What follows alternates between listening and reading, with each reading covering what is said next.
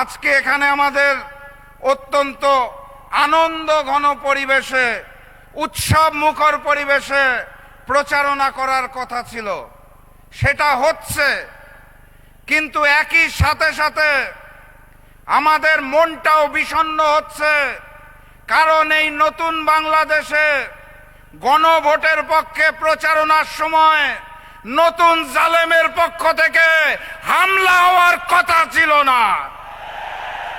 মসজিদে প্রবেশ করে তারা আমাদের উপর হামলা করেছে, আমাদের বোনদের উপর হামলা করেছে। ঢাকা 15 আসনের জনগণকে জানিয়ে দিতে চাই, মাথা উঁচু করে জবাব দিবেন। নতুন বাংলাদেশে নতুন জালেম চলবে না। জবাব হবে 12 তারিখে। আমরা শান্তি চাই, কিন্তু কেউ যদি অশান্তি সৃষ্টি করতে চায় তাহলে আমরা শহীদ হতে জানি, আমরা রুখে দাঁড়াতে জানি।